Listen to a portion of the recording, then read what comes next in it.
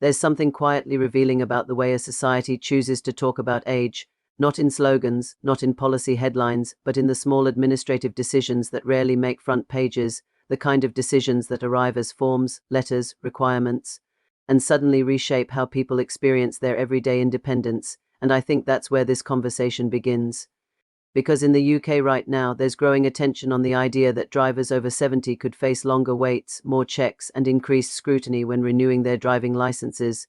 On the surface, it sounds procedural, almost bureaucratic, but the more you sit with it, the more it starts to feel like something larger is unfolding underneath, not just about driving, but about trust, autonomy, and how we measure capability in later life. And maybe that's the point. What's interesting is that driving, for many people, isn't just transport, it's identity, it's independence made visible, it's the ability to decide at any moment that you can leave your home and go somewhere without asking permission from anyone else. So when you introduce the idea of delays or additional checks for older drivers, even if it's framed as safety, what people often hear is something slightly different, a question being asked about their competence, and that question, once it enters public consciousness, doesn't stay neatly within policy boundaries, it becomes personal. Very quickly. You start to hear it in conversations at bus stops, in family kitchens, in quiet remarks between friends. Do they think we're unsafe now? Is this fair? What happens if I can't drive anymore?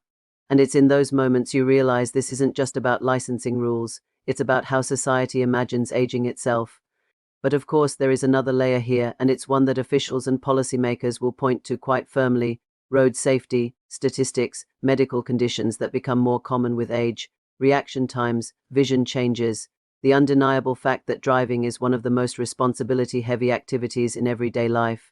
And it would be irresponsible not to acknowledge that, because there are real-world situations where health and safety do need to be reassessed, sometimes more frequently, sometimes more carefully. That's not controversial in itself. And honestly, most older drivers would probably agree with that in principle. The tension isn't about whether checks exist, it's about how they are experienced, whether they feel like support or suspicion. And that distinction matters more than we sometimes admit. The thing people are starting to notice is that the conversation around aging is slowly shifting in tone. It's no longer just about retirement age or pension eligibility or even healthcare access. It's becoming more granular, more embedded in everyday permissions, driving, banking, digital verification, medical reassessments. A kind of quiet administrative tightening around the edges of independence, and it raises a difficult question. At what point does necessary safeguarding begin to feel like gradual restriction? And I don't think there's a simple answer to that, because societies do have to adapt to aging populations. Younger drivers sometimes express frustration at what they see as inconsistent standards. They point to insurance costs, accident statistics, and argue that scrutiny should be universal, not age-weighted. Meanwhile, some families of accident victims feel strongly that medical oversight should be stricter, not looser. And then there are those in the middle: policymakers, clinicians, administrators trying to design systems that account for variability rather than stereotypes. Because age in reality is not a clean indicator of ability. Two people of the same age can have entirely different levels of physical and cognitive health. That's obvious in theory.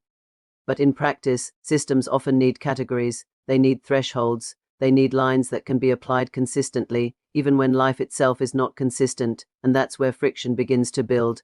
I keep coming back to something quite simple but uncomfortable. Driving represents freedom in a way few other daily activities do. So any perceived limitation on it doesn't just feel like regulation, it feels like contraction, and when that contraction is tied to age, it inevitably intersects with deeper fears about visibility, about relevance, about how society sees older people, not as individuals, but as a group being assessed. And maybe that's where the emotional weight sits. Not in the rule itself, but in the feeling of being grouped. If you listen carefully to how older drivers talk about this issue, there's often a pattern that emerges. It isn't anger at safety checks themselves, it's a kind of weary resignation mixed with disbelief. I've been driving for decades, I've never had an accident. Why now?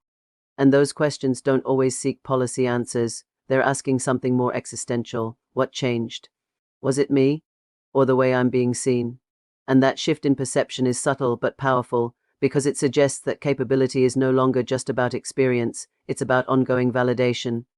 Of course, supporters of stricter or more frequent checks argue that this is not about age at all, but about fairness and safety, that everyone, regardless of background, should be periodically assessed to ensure they remain fit to drive, and in principle, that argument has merit. But in practice, systems don't land in principle. They land in lived experience. And lived experience is shaped by waiting times, by paperwork, by uncertainty, by the feeling that something previously assumed is now being reconsidered. And that feeling can quietly reshape how people understand their place in society. There's a broader social pattern here that feels worth noticing. As populations age, societies often struggle with how to integrate longer lifespans into systems designed in earlier eras. Institutions built around assumptions of linear decline and clear retirement thresholds now encounter far more complex realities. People working longer, living longer, staying active longer, but also encountering more frequent administrative checkpoints along the way. And so we end up in this strange space where longevity is celebrated in principle, yet carefully regulated in practice. And I don't think people always notice that tension until it arrives in their own lives.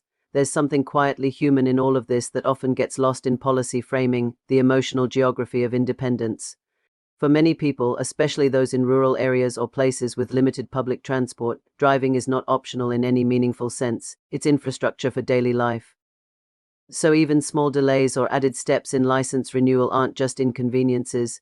They can feel like disruptions to the rhythm of existence. And that's why these conversations become so charged so quickly, not because people reject safety, but because they are negotiating what autonomy looks like as they age. And maybe what's most interesting is how invisible this negotiation usually is until it becomes formalized.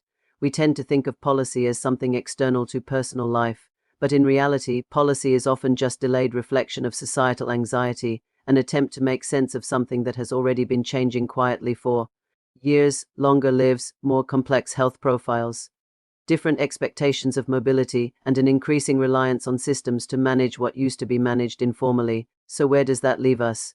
It would be too simple to say this is either fair or unfair, necessary or excessive. Those binaries don't quite hold up under scrutiny. Instead, what seems to emerge is a more uncomfortable truth. That society is trying to recalibrate how it defines capability across age, and in doing so, it is inevitably creating friction between safety, dignity, and independence. And those three things do not always align neatly. Sometimes they pull in different directions entirely, and I think that's why this issue resonates beyond its immediate policy scope. Because it forces a question that most of us will, at some point, have to face in one form or another. How do you measure your own independence when the systems around you begin to reassess it? And who gets to decide when someone is still capable? Is it experience? Is it data? Is it time? Or is it something more subjective than all of that? There's no neat conclusion here, and perhaps there shouldn't be, because what sits beneath this debate is not just regulation, but a quieter societal uncertainty about aging itself, how to honor it, how to manage it, and how to avoid reducing it to a checklist of capabilities or limitations. And so the conversation continues in policy rooms, yes,